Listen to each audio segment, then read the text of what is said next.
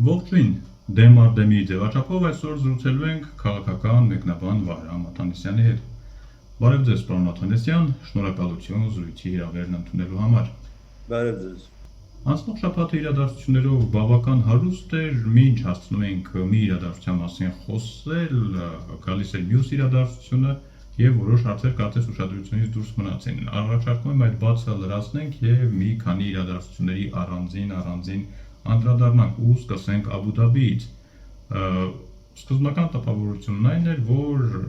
Ալիևը եւ Փաշինյանը միասին գնացին մրցանակ ստանալու, հետո պարզվեց, որ հանդիպեցին պատվիրակություններով, այն էլ բավական ներկայացուցչական եւ ինչ որ քննարկումներ ունեցան դրանց մասին, ունենք միայն պաշտոնական տեղեկատվությունը։ Ի վերջո, ինչ կատարվեց Աբու Դաբիում։ Ու ես կարծում եմ այստեղ պետք է ուշադրություն դարձնենք հանգամանքին, որ Ադրբեջան նախագահ Աբու Դաբիում գտնվել է փետրվարի 2-ից մինչև 5-ը, ու Հայաստանի վարչապետը Միացյալ Էմիրությունները ժամանել փետրվարի 4-ին եւ վերադարձել է դարձյալ 5-ին, օրվա վերջին, այսպես ասենք։ Եվ եթե հաշվի առնենք, իսկ պետք է անպայման հաշվի առնենք, որ պետությունների ղեկավարների աշխատանքային գրաֆիկը շատ ծանրաբեռնված է լինում եւ բոլոր հանդիպումները նախապես ծրագրավորվում են, ապա ես կարծում եմ փորձագետները պետք է լուրջ ուշադրություն դարձնեն հանգամանքին, որ Զայեդ մրցանակաբաշխությունից հետո փաստորեն Փաշինյանը եւ Ալիևը մեկ աշխատանքային օր գտնվել են Աբու Դաբիում։ Այրանք լրացուցիչ հանդիպում ունեցել են, ինչ որ լրացուցիչ քննարկումներ անցկացվել են, մեկ, երկրորդ կարևոր է ես համարում, որ Փաշինյանին ուղեկցել է Հայաստանի փոխվարչապետը Մեր Գրիգորյանը, իսկ Ադրբեջանի պատվիրակության կազմում է եղել Շահին Մուստաֆայևը, փոխվարչապետներ, որ հիմնականում զբաղվում են սահմանազատման, կոմունիկացիաների վերականգնման եւ դրանց հետ կապված հարցերով, արդյոք այնտեղ աշխատանքային քննարկում եղել է, ասենք, Մեր Գրիգորյան, Շահին Մուստաֆայև մակարդակով։ Երրորդ առանձնահատկությունը դա փետրվարի 5-ին Էմիրությունների նախագահի Ալ-Նախայանի կողմից Հայաստանի վարչապետի ընդունելությունն է, որի ընթացքում կամ որի շրջանակներում որ ներդրումային տնտեսական ծրագրեր են քննարկվել ու առայժմ պաշտոնական տեղեկություն չկա, բայց ես ենթադրում եմ, որ վարչապետ Փաշինյանը Էմիրությունների նախագահին Հայաստան հրավերի առաջարկություն արել կամ կարող էր անել կամ մոտ ժամանակներս կհասունանա Էմիրությունների նախագահի Հայաստան կամ Հայաստանի վարչապետի արդեն պաշտոնական այցը Աբու Դաբի, որովհետև Էմիրությունները ներգրաված են Ադրբեջանի տնտեսության համակարգում, վերջերս էլ ստորագրվել է պաշտպանության ոլորտում Ադրբեջանի եւ Էմիրությունների միջև պաշտպանության նախարարությունների մակարդակով արձանագրություն, իսկ փետրվարի 3-ին Իլհամ Ալիևը եւ Էմիրությունների նախագահ Ալ-Նախայանը տեսակապով հետևել են կողմերի համատեղ զորավարժություններին, որ ոչ ավել ոչ պակաս կոչվում է Խաղաղության վահան 2026 պայմանական անունով։ Սրանք շատ կարևոր իրադարձություններ են եւ թույլ են տալիս ենթադրել, որ Հայաստանի արտաքին քաղաքականության ասպարեզում ոլորտում բոլորովին նոր սկզբունքորեն նոր ուղղություն է առաջացել, դա Պարսից ծոցի երկրների հետ, արաբական պետությունների հետ հարաբերությունների հեռանկարն է, ու պետք է ընդգծենք նաեւ, որ անցյալ տարի 2025 թվականին Սաուդյան Արաբիան հայտարարեց Հայաստանի հետ դիվանագիտական հարաբերություններ հաստատելու մասին մի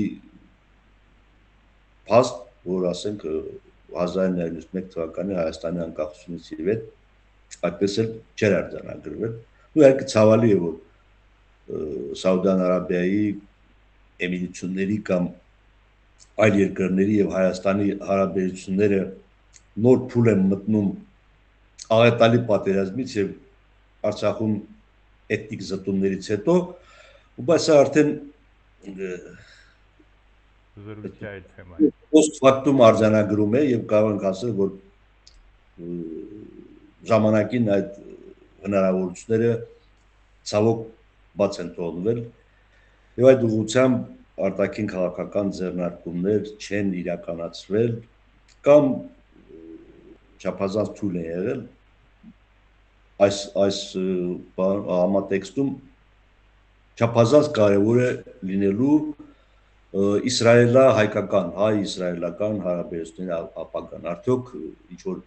ինստիտուցիոնալ տեսքի է բերվելու այդ հարաբերությունները, կարծում եմ կախված է նաև սոցի արաբական երկրների եւ Հայաստանի ու Ադրբեջանի հարաբերություններից։ Ձեր այդ լավատեսական տրամադրությունը ընդմիջեմ մի ցավալի փաստով Աբու Դաբի հանդիպումներից ընդամենը 1 օր անց Բաքվում հրապարակվեցին հայ գեյների վերաբերյալ, այսպես ասենք, դատավճիռները, ընդ որում դրանք բավական լուրջ դատավճիռներ էին, հայերը Բաքվում դատապարտվեցին նվազագույնը 15-ից առավելագույնը ցմահ բանտարկության։ Ինչ էր դա նշանակում, ի վերջո Ալիևը դա կարող էր հրապարակել ավելի վաղ, չեմ կարծում, թե դատավճիռը ընդունեցին հենց այդ օրը, կարող էր հրապարակել ավելի ուշ, ասենք 2-3 ամիս անց, բայց հրապարակեցին անմիջապես Աբու Դաբիում կայացած հանդիպումներից հետո։ Իհարկե ձեր դիտարկումը միանգամայն ճիշտ է եւ օրինաչափ հարցադրում է հետեւում դրանից, թե ինչու հատկապես փետրվարի 5-ին հրապարակվեցին այդ դատավճիռները, որ ոչ ոք կասկած չունի, որ այդ դատավճիռները գրվում են Իլհամ Ալիևի աշխատակազմում։ Դա քաղաքական ակցիա է իրավունքի արդարադատության ընդհանրապես դատավարության հետ ոչ մի կապ այդ process-ը չունի։ Ինչու է փետրվարի 5-ին։ Ես ենթադրում եմ, որ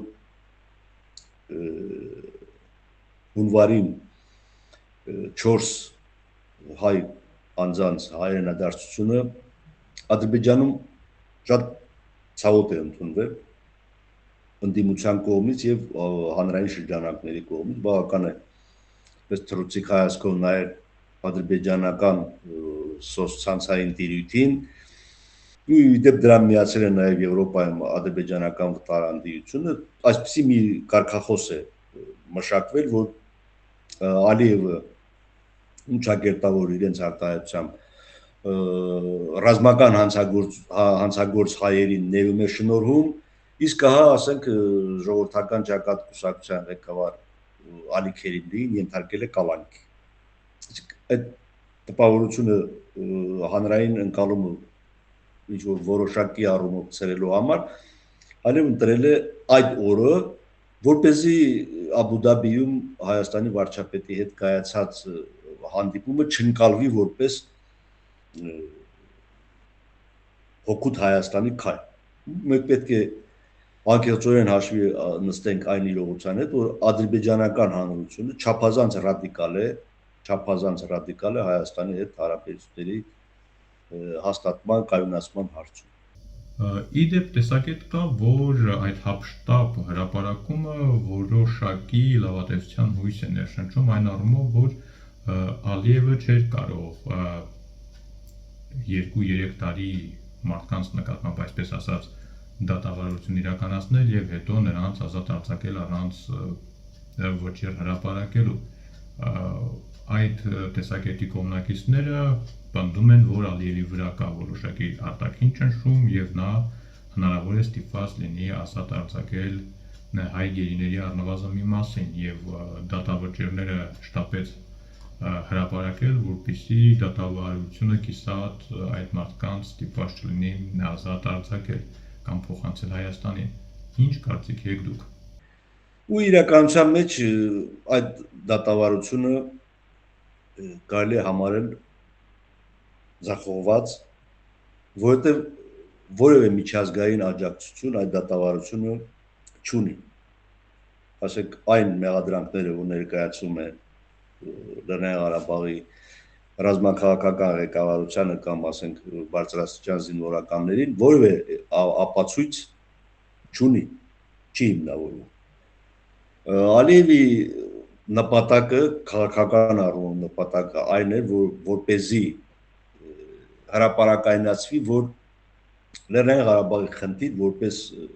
բնակչության կամ ժողովրդի ինքնորոշման հարց գոյություն չի ունեցել, սա պաշտոնական իրենց տեսակետն է։ Հայաստանը Ադրբեջանի դեմ դիմել է ագրեսիվ պատերազմի, ավելին, այդ դատավարությունից հետո եթե հետևեք ադրբեջանական մամուլի հրապարակումներին, այնտեղ նաև թեզ է զարգացում, որ 44-օրյա պատերազմել է Հայաստանը հրահարել եւ պատժվել է։ Ես իրենց արտահայտություններ եմ օգտագործում։ Այսինքն այսքանով սպառվել է այդ դատավարության, այսինքն ինչ հնարավոր է խամել, խաղել պատանդ վերցրած անձանցից, ու կարծում եմ արդեն արվել է եւ այստեղ էականը այն է, որ դատավարության, այսպես կոչված դատավարության վերջին փուլում ոչ ոք ներկայացված մեղադրանքը չի ընդունել։ Դա պետք է սպասենք, ես կարծում եմ կանխատեսումներ կարելի է անել որոշակի ժամանակ հետո դատավճիռները բողոքարկվելու են, թե չեն բողոքարկվելու։ Եթե սկսվի, ես այսպես եմ պատկերացնում, եթե սկսվի դատավճիռների բողոքարկման process, ապա այն տպավորությունը, որ Ալիևը մինչև տարվա վերջ կամ մի քանի ամիս հետո կարող է ազատ արձակել ռազմագերիներին պատանդարված անձանց, կարծում եմ իրականության մոտ չի լինի։ Եթե դատավճիռները չբողոքարկվեն, ուրեմն վարկածը, որ մինչև տարեվերջ Լեռնային Ղարաբաղի Հանրապետության ռազմաքաղաքական ղեկավարության ներկայացուցիչները եւ բարձրաստիճան զինվորականները կարող են ազատ արձակվել, կարելի է հավանական մնալ։ Բայց գիտեք, մենք գործ ունենք Ալիևի հետ, օրինակ Ալիևը կարող է ազատ արձակել 44-օրյա պատերազմի հետո պատանդարված կամ սեպտեմբերի 23-ի իրադարձություններից հետ ահաբեկչական պատերազմից 19-20-ի ահաբեկչական պատերազմից հետո պատանդ վերցրած անձանց, բայց ասենք ռազմաքաղաքական ղեկավարության ներկայացուցիչներին ոչ, կարող է դիմել սադրանքի, մեկին ազատ արձակել, մյուսին ոչ, այնպես որ այստեղ բարդ իրավիճակ է, օրինակ ասենք, ինչու նախկին պետնախարար Ռուբեն Վարդանյանի նկատմամբ դատավճիռ չի կայացվել փետրվարի 5-ին, կամ ինչու դատավճիռը կայացվել է փաթեթային, չէ՞ որ դատավճիռը յուրաքանչյուր անձի նկատմամբ առանձին դատական process-ի արդյունք պետք է լինի։ Իսկ այստեղ փետրվարի 5-ին հավաքվել է իբր դատարան, այն էլ ռազմական գործերով դատարան եւ փաթեթային մի որոշում են հրապարակել, այդ փաթեթային որոշումը Ալիևի մեկ այլ որոշմամբ կարող է 2 ամիս հետո չեղել հայտարարվել, կարող է չհայտարարվել, կախված քաղաքական գործընթացներից իհարկե, բայց ինչ վերաբերում է այն տպավորությանը կամ մտայնությանը, որ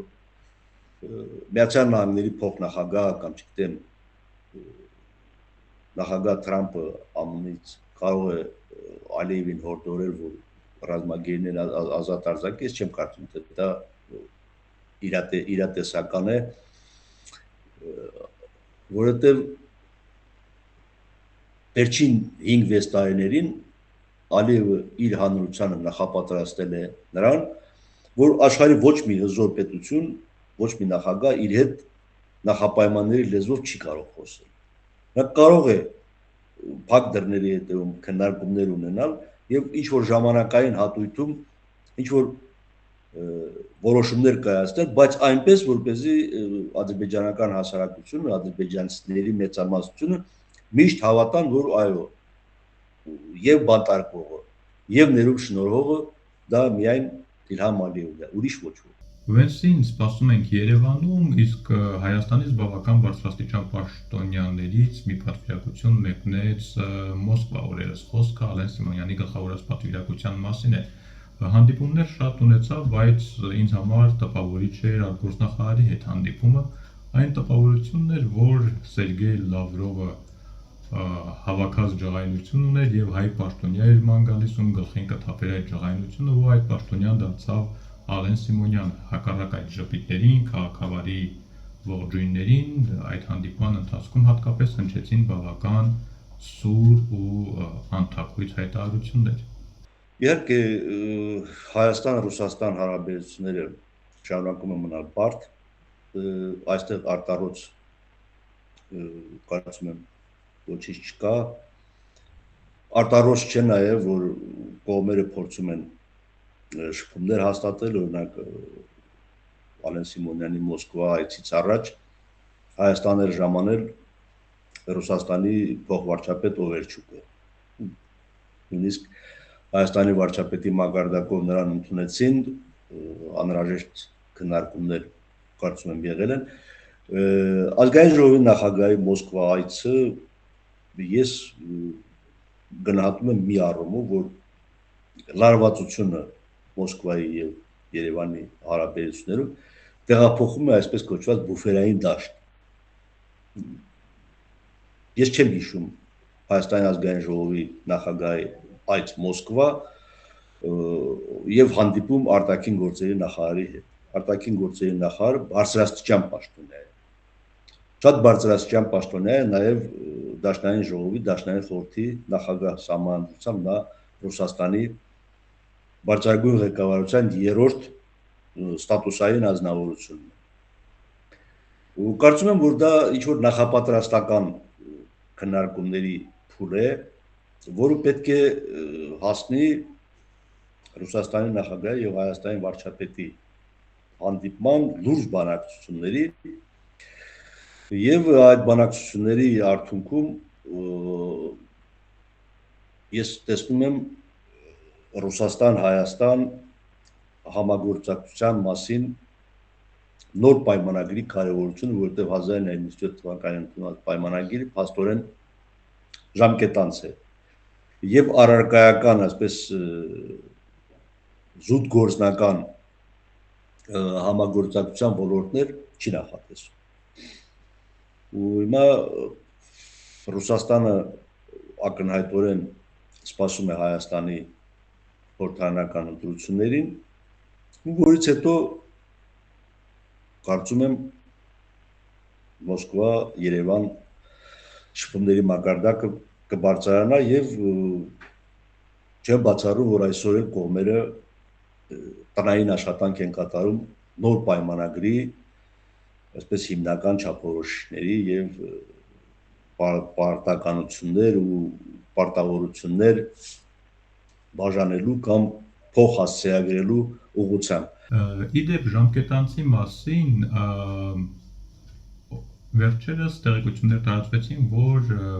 Բաքուն նախաձեռնել է Նախիջևանի սահմանադրությունից հանել Մոսկվայի եւ Կարծի պայմանագրերի մասին հիշատակումը։ Մոսկվայից կարծես այդ փաստի արդիվ կտրուկ արձագանքներ չեղան։ Այդ հարցը իմ տպավորությամբ, իմ կարծիքով ավելորդ քննարկվում է Հայաստանում, հայկական քաղաքական շրջանակներում, չգիտեմ, նույնիսկ առանձին կուսակցություններ հայտարարություն են տարածում ինչ-որ խնդիրը միանշանակորեն Մոսկվայի համար պարզ է, որովհետև Ադրբեջանը 1991 թվականի հոկտեմբերի 18-ին ընդունել է պետական անկախության վերականգնման մասին սահմանադրական ակտ եւ խորհրդային շրջանի իր գոյությունը համարել է գաղութատիրական։ Այսինքն Ադրբեջանի սահմանադրության իմաստով Ռուսաստանը, բոլշևիկյան Ռուսաստանը օկուպացրել է Ադրբեջանը։ Հիմա 1921 թվականին այդ որոշում բոլշևիկները չպետք է ընդունեին։ Այսինքն Նախիջևանի հանդեպ ընդունել են Նախիջևանը Հայաստանի Հանրապետության իրավազորությունից հանձնել են Թուրքիային։ Թուրքիան էլ վերապահել է Ադրբեջանին։ Հիմա 1995 թվականին Ադրբեջանը ընդունել է սահմանադրություն, որտեղ գրված է, որ Ադրբեջանը ունիտար երկիր է։ Իսկ ունիտար երկրում ինչու պետք է այնտեղ ասի, որ այս տարածքը ինձ է պատկանում Մոսկվայի ռուս-թուրքական պայմանագրով։ Թուրքիան չի առարկում Ռուսաստանը Նախիջևանը ետ վերցնելու որևէ հնարավորություն չունի։ Իմաստ չունի։ Արդյոք Ադրբեջանի այս քայլը կարող ենք որակել Մոսկվային տարածաշրջանից դուրս մղելու հերթական քայլ։ Բնականաբար դա կատարվեց եւ կատարվում է Թուրքիայի թույլտվությամբ, գուցե նաև Թուրքիայի թելադրանքով։ Չկա Ռուսաստանը Ադրբեջանում չկա, գոյություն չունի։ 2000-ականներին է զրոյական, ես թիվը իմաստույց չեմ հիշում, Գաբալայի ռադիոլոկացիոն կայանը փակելուց հետո Ադրբեջանի տարածքում ռուսական ռազմական ներկայություն չի եղել։ Նախիջևանում որոշ ժամանակ անվտանգության դաշնային ծառայությունը սահմանապահ ուժեր է ունեցել, դուրս են բերվել, վաղուց են դուրս բերվել, ավելի քան 20 տարի Նախիջևանում այդ սահմանապահ զորքերն էլ չկան։ Եվ Ադրբեջանի համար Ռուսաստանի ռազմական ներկայության հարցը վաղուց լուծվել է։ Եթե 44-օրյա պատերազմից հետո Ռուսաստանը չի կարողացել իր ռազմական ներկայությունը վերահաստատել Ադրբեջանում, ոչ միայն Լեռնային Ղարաբաղում, այլև Ադրբեջանի բուն Ադրբեջանի տարածքում, ապա այդ հնարավորություններ Վլադիմիր Վլադիմիրովիչը բաց է թողել եւ գիտեք այստեղ վտանգավորը նա է, որ եթե Մոսկվան ինչ-որ մի ասելիք ունի այդ պայմանագրի վերաբերյալ, թող ինքը ասի։ Իսկ դեր տպավորությունը, որ այստեղից այնտեղից աշխատում են, որպեսզի այդ հարցը Հայաստանը բարձրացնի, Հայաստանը որևէ խնդիր Նախիջևանի հետ կապված չունի, չպետք է ունենա, չի կարող ունենալ, որտեղ Նախիջևանը երբեք երրորդ հանրապետության օրակարգում չի եղել։ Ի սկզբանե 1990 թվականի հռչակագրի ընդունումից Նախիջևանի հարց Հայաստանը չի քննարկել եւ համարել է, որ դա Լեռնային Ղարաբաղի կարգավորման բանակցային գործընթացի իր կողմից դրսևորած կոնստրուկտիվ բաղադրիչ է։ Ցավոք դա էլ չի աշխատել։ Խոսենք նաև այսպես ասած նոր հնարավորությունների մասին, որքանով եք համարում հավանական հեռանկարը, որ Ռուսաստանը կվերանորոգի Հայաստանը Ադրբեջանին եւ Հայաստանը Թուրքիային կապող երկաթգծերը եւ Հայաստանում Թրամփի ուղուն զուգահեռ կկառուցվի նաև այսպես ասենք Պուտինի ուղի, որը թույլ կտա Ռուսաստանին առանց ամերիկյան վերահսկողության, առանց Թրամփի ուղին մտնելու, թույլ կտա միանգամից երկաթգծով Ռուսաստանից հասնել մինչև Թուրքիա։ Չեմ հավատում, որ Ռուսաստանը առանց մեղրի հատվածի հարցի ճշտորոշման որևէ քայլ կատարելու է։ Այստեղ իմ տեսակետը այն է, որ երասխ, սադարակ եւ Գյումրի Կարս պակասող հատվածների վերականգնումը պետք է Հայաստանը իրականացնի իր միջոցներով եւ Ռուսաստանի հետ լրջորեն քննարկի այսպես կոչված հարավ կովկասյան երկաթուղիներ ընկերության ապագայի հարց։ Իդեպ ես տպավորություն ունեմ այդ մասին նաև Facebook-յան գրառում եմ կատա, որ անընդհատ շեշտելով, որ Ռուսաստանը ցանկություն ունի մասնակցելու TRIP ծրագրին, փաստորեն Մոսկվայից Հայաստանին պաշտոնական Երևանին հորդորում են, որ իր երկաթուղիներին տեղ կանի։ Թուրքիայի հետ ինչ-որ հաղորդակցություն ստեղծելու համար Ռուսաստանը Հայաստանի բուն տարածքի կարիք չունի։ Կարող է հանգիստ մեղրի հատվածը վերականգնելուց հետո անցնել եւ Նախիջևանից մտնել Թուրքիա։ Եթե Ռուսաստանը նման ձգտում ունի, բայց Ռուսաստանը այսօր այս իրավիճակում ինչ ունի Թուրքիայում, այդ երկաթուղին Ռուսաստանի համար հետաքրքիր է եղել, երբ Սիրիայում դեռևս Ասադը կար։ Հիմա Սիրիայում բոլորովին այլ իշխանություն է։ Տեսնում եք ռազմահեղինակայանների հարցը բավական սուր քննարկվում է եւ ոչ մի երաշխիք չկա, որ Ռուսաստանը վաղը Սիրիայում ռազմական ներկայություն է ունենալու կամ ընդհանրապես Մերձավոր Արևելքում վերականգնելու է իր այն ազդեցությունը, որ ունեցել է։ Բայց ամեն դեպքում իհարկե որպես աշխարհակաղակական ծրագրավորում Մոսկվան այդ հեռանկարը պահպանում է, թեև այստեղ էլ գիտեք ավելի լուրջ խնդիր է աբխազական երկաթուղու հարցը, որտեղ Ռուսաստանի համար ցանկալի կլիներ աբխազական երկաթուղով հաջողապես կապվել Հայաստանի հետ, որը ավելի լոգիստիկ առումով ավելի մոտ է միանալ Գյումրի Կարսին եւ Կարսով մտնել Թուրքիա, բայց Վրաստանի կառավարությունը գիտեք մշտապես դրան դեմ է արտահայտում եւ աբխազական երկաթուղու շուրջ խոսակցությունները արդեն 4-րդ դար շարունակում են ու այդպես էլ հարցը մնում է չլուծված։ Այնպես որ Ռուսաստանին կմնա Հորադիզ, Մինջևան, Օրդուբադ, Ջուլֆա, Նախիջևան եւ դեպի Իգդիր այդ գիծը, եթե այդ գիծը կառուցվի, եթե Թուրքիան կառուցի այդ գիծը։ Խոսենք Վենսիայցի մասին, իդեպ ժամկետների մասին, եթե չեմ սխալվում Euronewsն էր նշել ժամկետներ, որ փետրվարի 9-ին նախատեսվում է Վենսիայցը Հայաստան օլիմպիական խաղերի բացումից անմիջապես հետո, բայց Ադրբեջան նրա այցը անուսավորվում էր փետրվարի վերջերին։ Դուք ինչ կարծիք եք։ Եթե ադրբեջանական մամուլը չի ստում, ապա նա պետք է փետրվարի 11-ին լինի Բաքվում։ Ու ես չեմ կարծում, թե ԱՄՆ փոխնախագահ երկու անգամ գալու է Հարավային Կովկաս։ Ինչ է նա առաջարկելու Հայաստանին եւ ինչ է առաջարկելու Բաքվին։ Ու նախապես արդեն ԱՄՆ նախագահը սոցցանցային գրառմամբ տեղեկացրել է, չէ՞, Թրամփի երթուղու նախագծի ինստիտուցիոնալացում Հայաստանի հետ այս որակի տնտեսական համաձայնագրեր, չգիտեմ, Ադրբեջանի հետ այն որակի, ինչի մասին դուք էլ շատ դեպքում գրել եք, որ Ադրբեջանին տալիս է զրահաբաշխոն եւ մոտորանավակներ։ Եթե դա իրոք իրողություն է կամ դա է լինելու, չէ, այստեղ ավելի ամենաինտրիգային ադրբեջանական մամուլի օրեր առաջ արված մի հրապարակում է, ու Վենսը պետք է լինի Իրանի հետ սահմանում։ Այսինքն նրանց տեղեկացվածությամբ ԱՄՆ փոխնախագահը փետրվարի 9-ին ժամանում է Երևան, 10-ին Մեղրիե հատվածում հրճակում են TRIP ծրագրի հիմնարկեքը, որից հետո մեկնում է Ադրբեջան։ Եթե այդ ժամանակացույցը ադրբեջանցիներին փոխանցվել է, ասենք, պաշտոնական աղբյուրներից կամ հավաստի աղբյուրներից, ապա Միացյալ Նահանգների փոխնախագահի այցը շատ մեծ, չափազանց մեծ կարևորություն է ստանում։ Ու առհասարակ Միացյալ Նահանգների փոխնախագահ կարծեմ